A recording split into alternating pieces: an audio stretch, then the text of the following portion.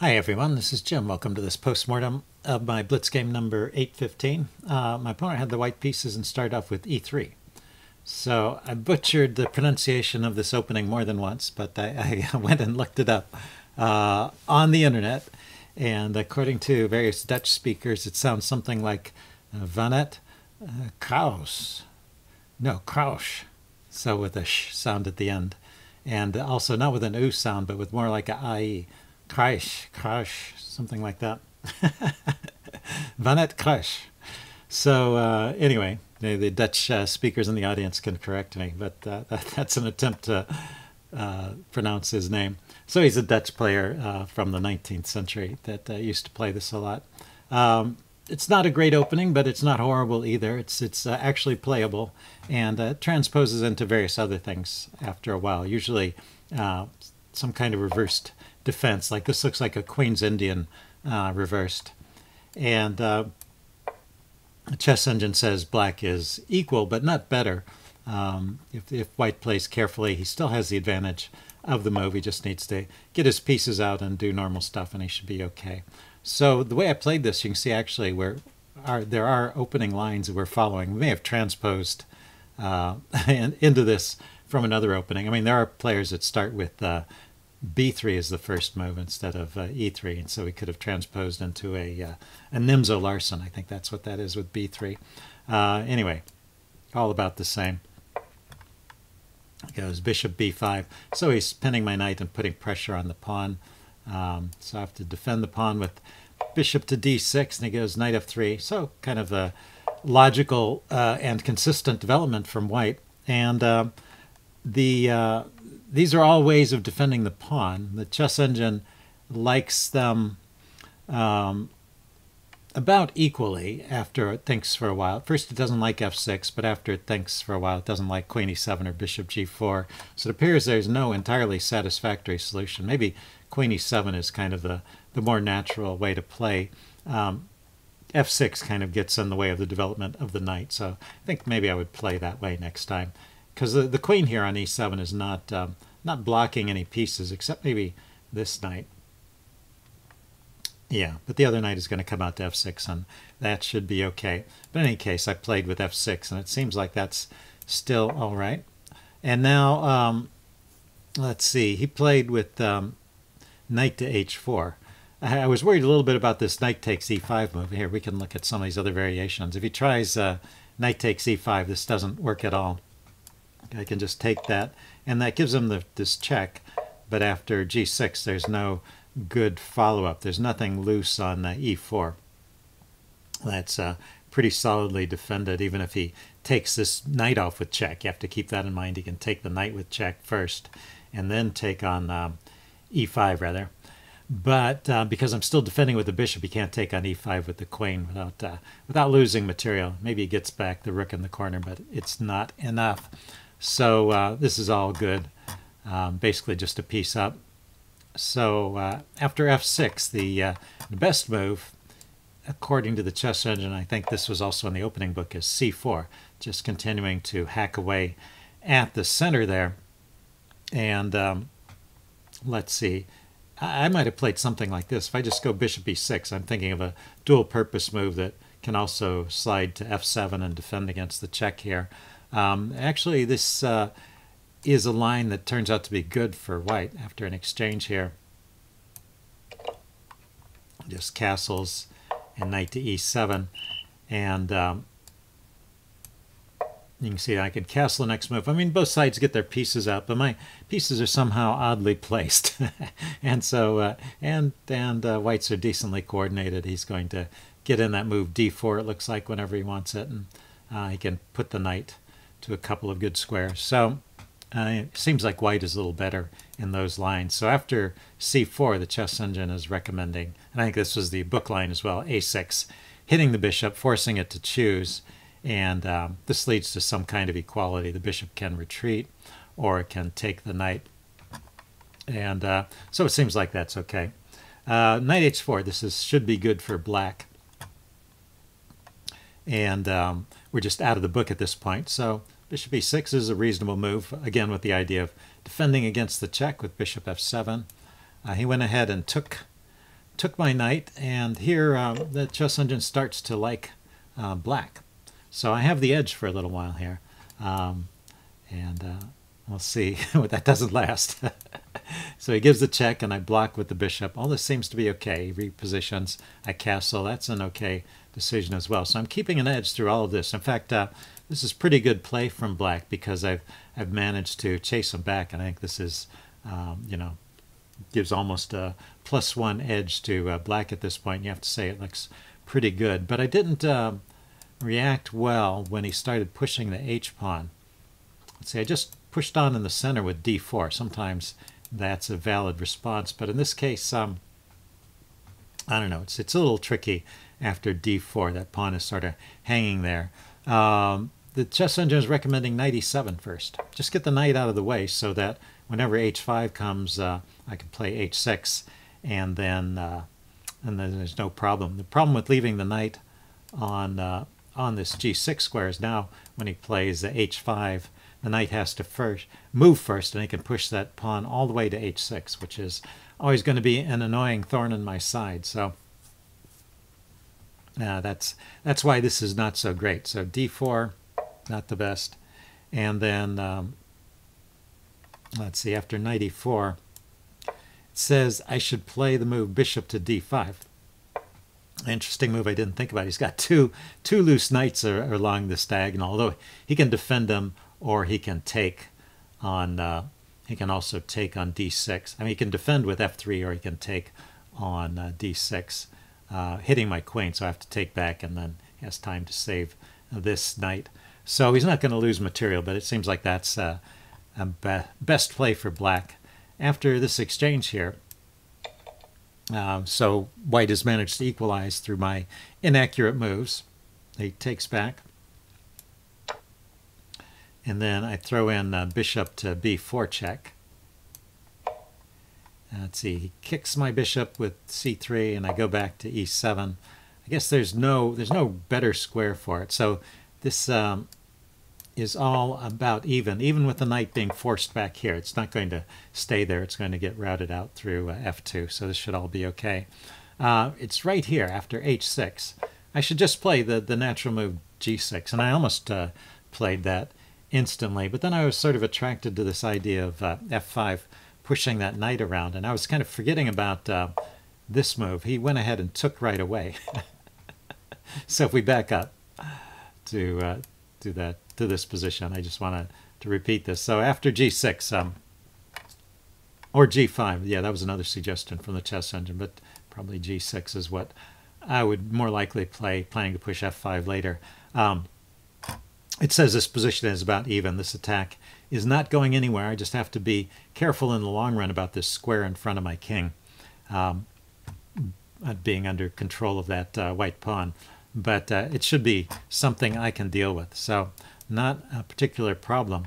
But after f5, he can throw in this move. And the problem is he takes the knight with tempo, so I don't have time to... well, I could take his knight, but I don't know. That's kind of annoying.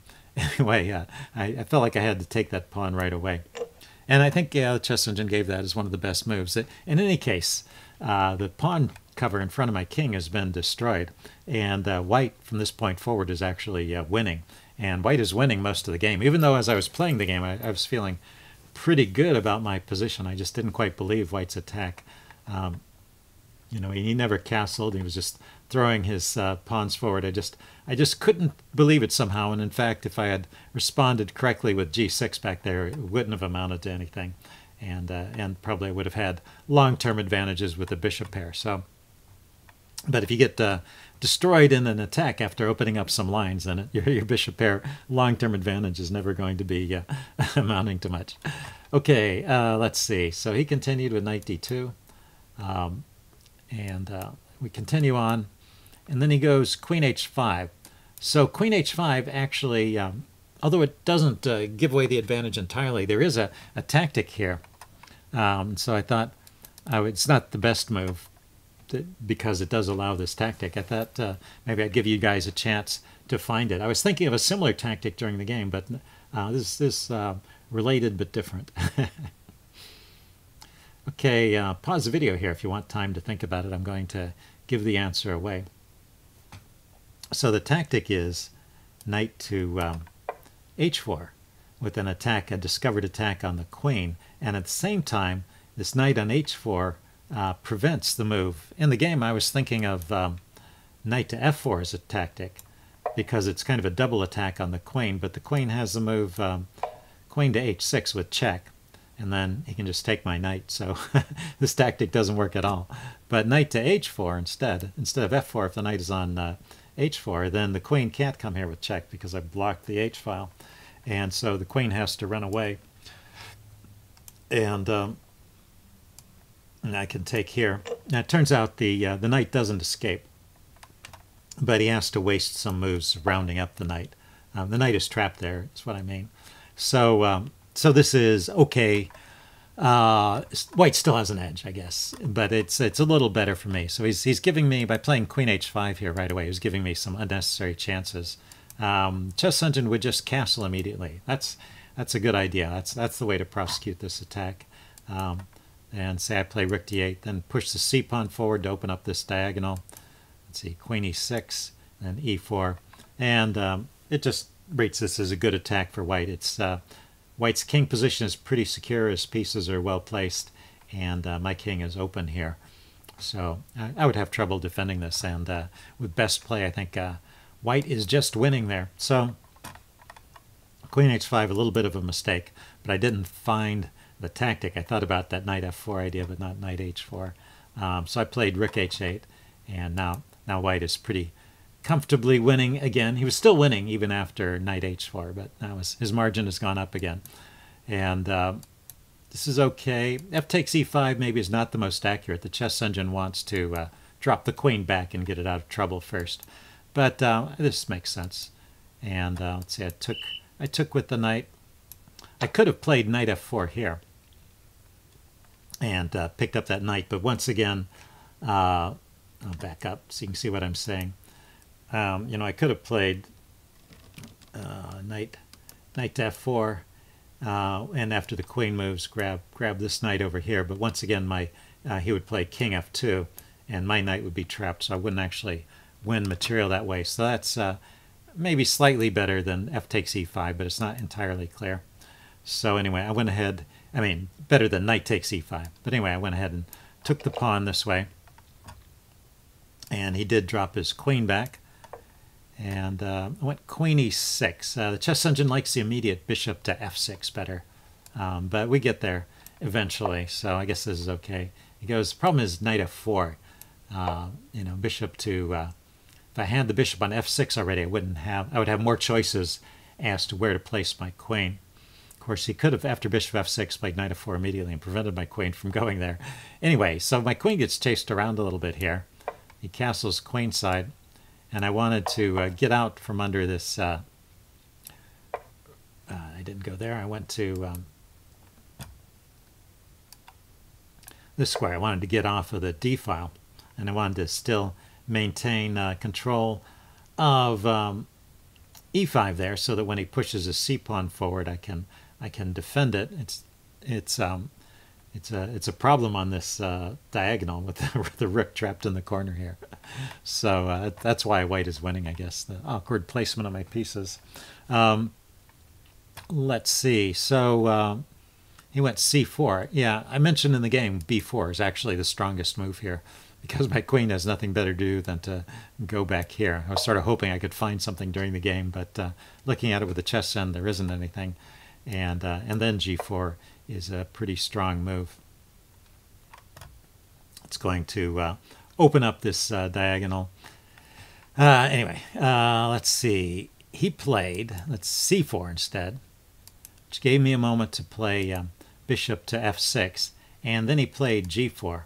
And so this gives up a large part of his advantage. He had a number of better moves here. Knight to h5, bishop to d4, king b1, or e4. All those are the top 4 moves by the Chess Engine and keep a winning edge. But, well, this is still keeping a pretty good edge to white as well. But it's giving up a pawn for no particular reason. So it's making my defensive task easier. So it's no longer, I guess, yeah, at this point, right, this is where it drops from being a sure win down to white has an edge, but maybe I can hold. So white has the advantage here, but, you know, it's not a clear-cut thing anymore. And, yeah, I could feel that the tide was shifting, too, as my king felt a little bit safer. But it's not entirely safe. Let's see, knight g2 wasn't the best. He could have defended a little better with knight to d4. The problem was I was piling up on the e-pawn here, and he dropped this knight back to defend it. But bringing this knight forward is a better defense, just blocking my queen's view of the e-pawn. Anyway, he went knight g2, and then I went rook e4, also not the strongest move. Apparently bishop to d5 is the strongest move here. That puts the bishop on an interesting diagonal, and it takes advantage of that pin. Although I don't know what the plan is if the king moves. I suppose I just take the knight. Maybe I'm getting rid of some important attacking pieces there. Anyway, he went knight g2, I went rook e4. He went queen to b2, taking a look at my rook over here in the corner. And so I moved my rook to g8. And then he gets the pawn. So this is why he still had an edge through all of this. He's basically, what is it? Well, the pawns are even, but his structure is better. Yeah, these doubled pawns here are tough. So anyway, black is better from a kind of positional point of view. Plus, he's still got a lot of activity. And what did I play here? Knight takes e3. Oh, yeah, so knight takes e3 turns out to be a blunder. I was thinking I was finally, you know, getting something going here. But he has a very nice move after knight takes e3. So what I should play instead... Cancel that. What I should play instead is queen to e7. Bring the queen back to defend here. After knight takes e3, what white should do is just ignore my pieces around his king and bring his queen into f6. That's the winning line and the winning idea here. This is pretty tough. This is threatening mate immediately. Let's see. I can actually throw in a check here. But there's no follow-up. I mean, everything would have to be with check, and his king is just holding on to everything here, and so there's no great follow-up at this point. And then I have to bring my queen back, and in the end I end up losing the knight here. I think, let's see, queen h6 check, king here, queen takes c6 check, and you know, he's just sort of chasing me around here. And yeah, he's just got the winning attack here, and my king is caught in the middle. But I think what happens in the long run is that after several moves, he manages to win that knight. Anyway, it's a long sequence, so maybe it's understandable. He didn't see all of that. But that was White's winning chance, best winning chance. So he just took the knight. I took back, and we get these exchanges. And then he played knight d2, and this is actually the losing move. So he needed to block with the queen here. When I took back, I saw that I had that check, and you know, I thought I was going to win the knight. But queen to d2 and f4 is the answer. I guess it's not safe. Well, it's a mate. No, it's not a mate, but maybe it's just not safe. If I take the knight, my queen is out of play, and his queen can come in here with a check. Can get to this f6 square. Yeah, looks pretty bad. It's bishop here, queen here, check. Bishop back, queen here, check. Yeah, with my queen out of play, there's got to be something there. So f4. Keeping the queen pinned so as not to allow it to get into the action, but with no time to grab the knight. And it rates, the chess engine rates this as even, so maybe a draw after the trade of queens, which might have been a fitting result for the game. Anyway, knight to d2 is the actual losing move, and the quickest win here is the direct rook to g2. I was thinking, you know, the check and then pinning was stronger, but it's not. His attempts to unpin with queen a3, I can just go king g8, hitting his rook, and he's going to lose material. He's got the rook hanging, he's got the knight hanging. So there was really no escape from the pin. So the immediate rook g2 was actually stronger than what I played. I played rook g1, king went here, then I went rook g2. But this is still winning. It's just a little bit slower. Let's see. He throws on this checks. And I go to e7. The queen is supporting the rook there, so I couldn't come out to g7. There's another check. Fortunately, I was able to block with the c-pawn. Drops the queen back to c1. See, I bring my bishop. I thought this was a nice move, getting the bishop involved in the game. He brings his rook in. But basically, it doesn't matter. There's no defense.